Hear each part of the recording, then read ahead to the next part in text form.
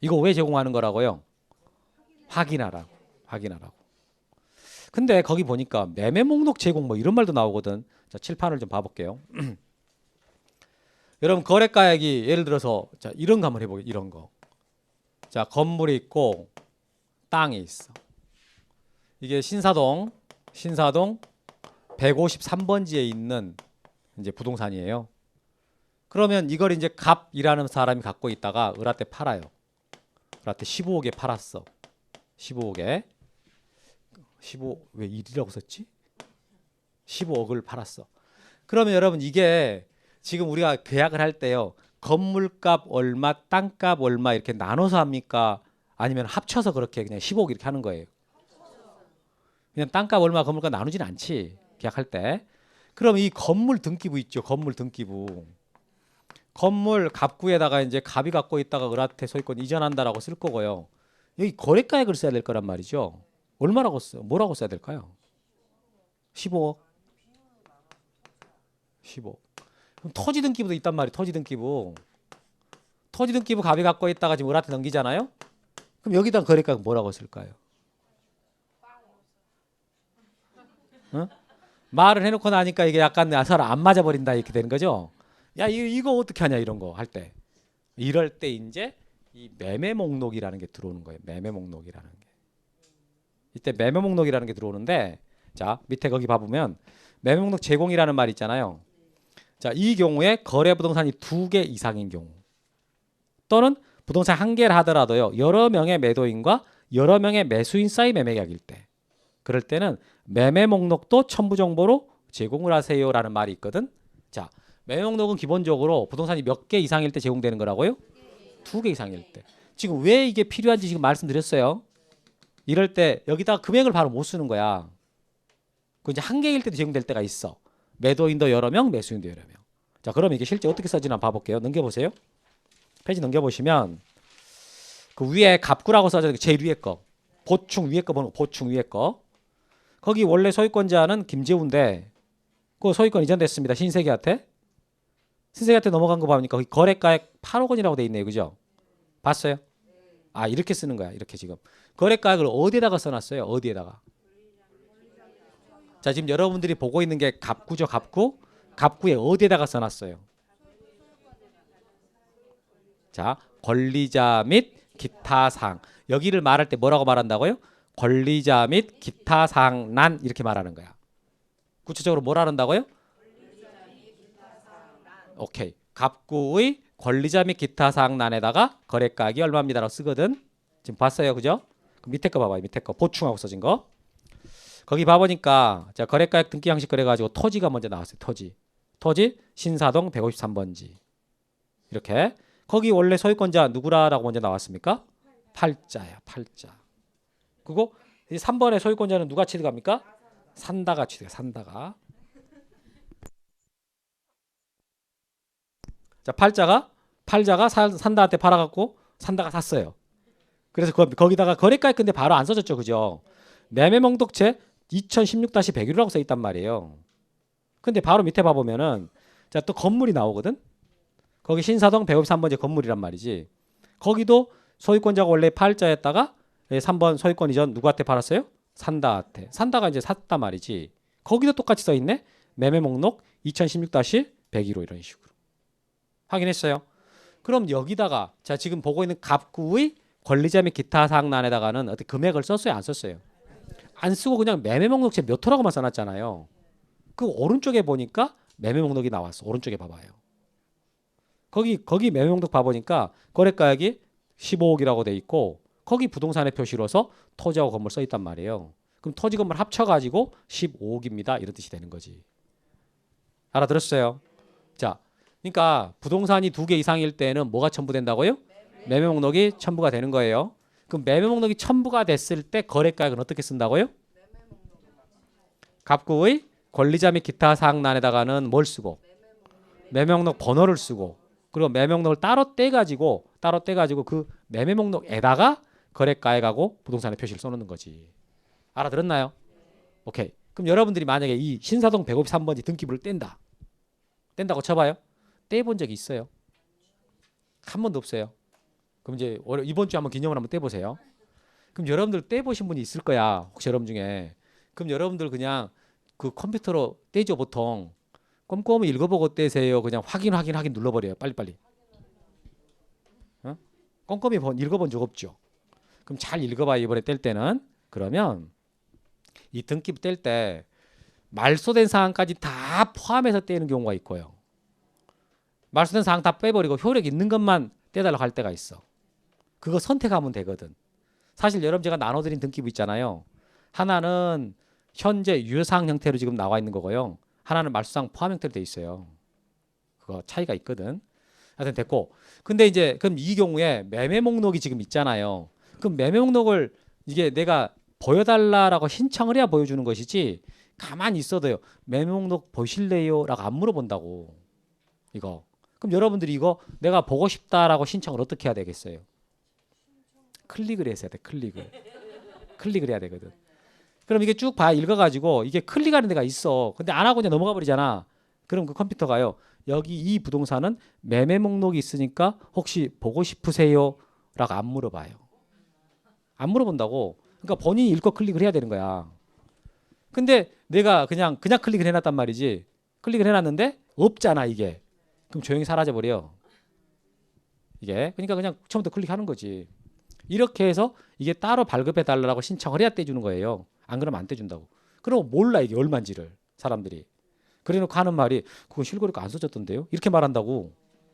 이걸 모르니까. 한번 보는 기회 있으면 보세요. 자, 앞 페이지 가봐요. 앞 페이지 양가로 3번. 자, 거래가액 등기하는 거.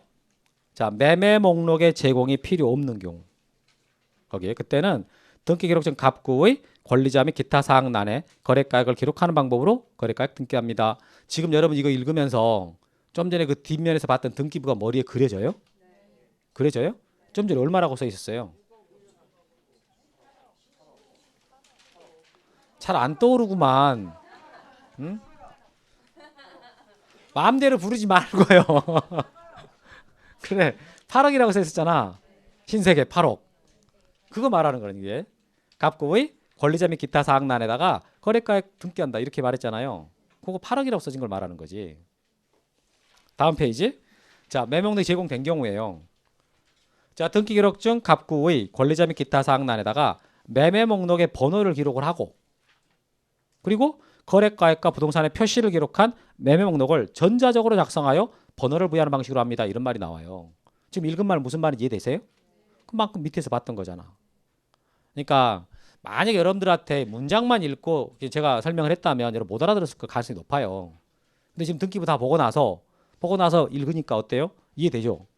그러니까 여러분들이 방금 읽었을 때 갑구의 권리자 및 기타 사항란이라는 게 어디를 말하는지를 알아야 되거든 이거. 그걸 알아야 이 의미가 전달이 되죠. 오케이? 여기까지 해서 실거래가가 어떻게 이제 등기상에 써지는지를 봤습니다.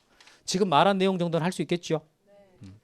다음에 이제 상속으로 넘어갈 텐데요. 이 개념 좀 정리하고 좀 가볼게요. 이 말을 여러분들이 정확하게 다 알고 있다. 엄청난 실력을 갖고 있는 건데요. 상속하고요. 유증하고요. 증여하고 사인증여. 이 개념 한번 차이점 말해봐요. 한번 생각나는 대로 말해봐요. 상속은 뭐라고요? 사망. 그럼 유증은?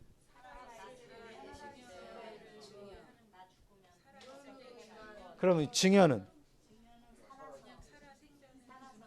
이건 이제 살아서 죽어서 이렇게? 이건 자, 상속은 아무 의사 표시가 전혀 없었어. 아무 말씀이 없었어요. 내가 사망했어요. 그랬더니 이게 재산이 민법 규정에 따라 넘어가 버려. 이렇게. 그러니까 재산이 이전이 되긴 해요. 근데 어떻게 해라라고 하는 의사 표시가 있었습니까? 전혀 없었잖아. 아무 말씀 안 하고 갑자기 돌아가신 거예요. 그래도 민법 규정에 따라 재산은 넘어간다게 된다고. 그러니까 이건 의사 표시가 전혀 없으니까 법률행위 이다 아니다. 법률행위 아니지. 법률행위 아니고 이것은 법률의 규정인 거예요. 법률 규정에 해당해서 이 재산이 이전되는 거라고요. 의사 표시가 전혀 없으니까. 그 다음에 유증. 유증은 뭐예요? 내가 죽으면 내 재산을 어떻게 해라 라고 의사표시를 다 해놔요. 다 해놓고 나서 사망을 하니까 그 의사표시에 따라서 효력이 발생하는 거라고. 그럴 때 이게 이제 유증 받을 사람들의 동의가 필요합니까? 동의 필요 없나요? 그렇지. 일방적으로 작성하는 거죠. 일방적으로 유언장 써놓고 그래놓고 사망하니까 유언장에 써놓은 그 의사에 따라 가지고 효력이 발생하는 거라고요. 그러니까 그것은 법률행위 이다 아니다. 법률행위 이다 아니다. 내가 죽으면 어떻게 해라라고 다 의사표시를 해놨다니까요. 그러니까 이것은 법률행위 중에서 뭐예요? 단독행위야. 단독행위. 단독행위에 들어가는 거예요. 얘는 법률 규정이고. 그럼 증여는? 증여. 여러분 증여 뒤에는 무슨 단어가 생략되어 있는 거예요? 계약이라는 말이 생략되어 있는 거야. 여러분 보통 우리가 말할 때 이 용어를 쓸 때요. 매매라고 말을 해요. 매매 계약이라고 말을 해요. 아 보통 여러분 매매 계약이라고 합니까? 아, 진짜요? 보통 매매한다 그러지 않아요? 나 매매 계약했다 그럽니까? 매매했다 그럽니까? 그도 안 쓰지. 나 샀다 이러지. 그죠? 보통 매매 계약이라는 말 잘 안 해요. 매매라고 보통 말한다고. 증여도 마찬가지예요. 증여도 이게 증여라고 표현하지 증여 계약했단 말 잘 안 해. 증여라는 말도 안 해요. 줬다 그러지. 그렇잖아요? 그래서 이거 계약이라는 말이 생략되어 있는 거라고. 이건 계약이에요. 법률행위 중에서 이거는 뭐라고요? 계약입니다. 상대방이 있어야 의사합치가 돼야 효력 발생하는 계약입니다. 그럼 사인증여는 뭐예요? 네 명이 모여갖고 증여하는 거. 네, 그게 아니고 사망을 원인으로 해서 효력이 발생하는 증여계약, 사인증여계약. 이거 계약입니다. 이것도 계약이 생략되어 있는 거. 증여 똑같은 거야. 증여. 이거 증여도 뒤에는 계약이 생략되어 있는 거예요. 다만 이 말이 들어가는 거지. 이게 이제 어떤 경우냐면은 내가 죽으면 내 아파트를 너에게 주겠다 이렇게 말하는 거예요. 그랬더니 감사합니다라고 했단 말이지. 상대방이 의사합치 됐어요. 된 거야. 대신에 계약을 내 아파트를 주겠다라는 증여계약이 된 거잖아요. 근데 뭐라 그랬어요? 죽으면 주겠다 그랬잖아요. 사망을 해야 효력이 발생하는 거예요. 이렇게. 그래서 이 네 가지 개념이 우리 시험에 그럼 구분해서 나오냐? 나옵니다. 사인증여도 나오고 유증도 잘 나오고 그리고 당연히 상속도 잘 나오고 그래서 안 나오는 건 없어요. 깜짝 놀래갖고 누르고 쳐나 봐요. 저게 다 나와요?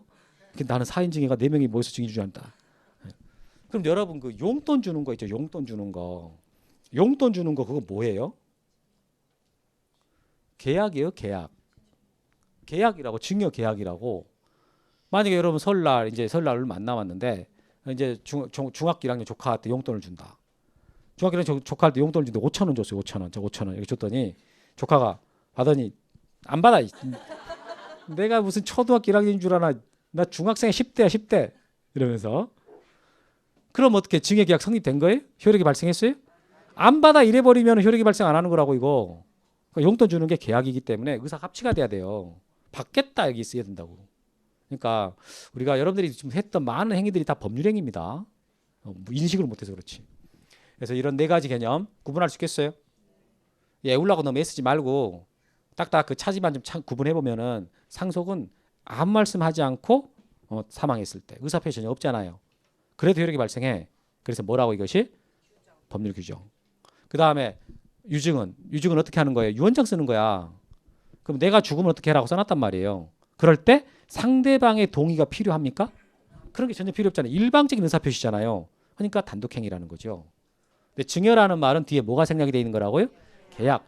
상대방의 의사가 합치가 돼야 효력이 발생하는 거예요. 안 받아 이래버리면 꽝 돼버린다고.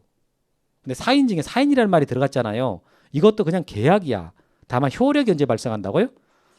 사망을 해야. 사망을 원인으로 해서 효력이 발생하는 증여계약입니다. 사인증여. 구분하겠어요? 이거 예까지도 말씀드렸어요. 그런 거. 그래서 이것들을 좀 구분하시면 내용이 더 좀 쉬워지지. 자, 여기까지 하고 그냥 1교시 때는 엄청 우리가 진지하게 그냥 50분을 수업을 했어요. 근데 몇 시에 저 시계 빠른 것 같은데? 아, 시계가 2개네요. 그러면 상속과 관련돼 가지고 그때 그럼 P라는 개념 해석 어떻게 하라 그랬어요? 되는 당한이라 그랬죠. 여러분 우리 텔레비 같은 거나 뉴스 같은 거 보면 피의자라는 말 나오죠. 피의자가 뭐예요? 항상 그대로 읽으라 그랬죠. 그대로. 용어를 배울 때는 그대로 읽으란 말이에요. 그래야 여러분들이 이게 해석이 잘 된다니까. 의심을 받는 사람. 그대로 읽으라고 피의자. 그러니까 지금 수사 단계에 있는 사람들. 수사 아직 소송 제기가 안 된 사람들. 소재 기소한다 그러는데 기소를 하잖아요. 소가 이제 진행이 되잖아요. 재판이. 그러면 이게 신분이 바뀌어. 피고인으로. 형사사건에서 이게 이제 범죄자로 재판 받고 있는 사람들 있잖아요. 검찰의 상대방. 그 사람 피고인이라 그러는데 이건 재판이 진행돼야 피고인이 되는 거예요. 재판 진행되기 전 단계 있잖아. 수사 단계. 그때 수사 단계에 있는 사람들을 피의자라고 그래. 의심 받고 있는 사람. 이렇게 소송 당한 사람. 이런 식으로. 그냥 지금 쉬려고 하는 거거든요. 시간이 남아서. 시험엔 안 나와요. 피고라는 말에서 피고하고 피고인은 같은 말 아니에요. 이건 형사사건에서 쓰는 말이고 이건 민사사건에서 쓰는 말이야. 민사사건에서는 피고라고 말을 하고요. 형사사건에서는 피고인이라고 그래. 선생님 그런 말 알아서 뭐 하려고 어디다 쓰려고 그러네요? 그거 쓸 데는 없겠지. 근데 이걸 구분을 해요. 여러분들 잘 보잖아요. 그러면 무슨 형사사건이잖아. 재판하고 있잖아. 그럼 피고인이라 그래요. 근데 여러분 우리 지금 등기법 책이나 민법 책에서는 피고인이 안 나와. 다 뭐라고 나와요? 피고라고 나와요. 왜냐하면 전부 다 손해배상 사건이거나 아니면 소유권 넘겨라, 말소해라 이런 사건이잖아요. 다 민사사건이기 때문에 피고라고 쓰지 피고인이라고 안 한다고. 근데 이제 텔레비 보면은 누가 범죄 저질러 가지고 재판 진행하고 있잖아요. 그럴 땐 피고인 이렇게 말을 해. 이런 식으로. 그거 뭐 배워봐야 도움이 되는 건 아니에요. 그냥 술 먹다가 자랑할 수는 있는 거지. 자 여기까지 하고 쉬려고 해서 시간이 어중간해서 쉬었다 갑시다.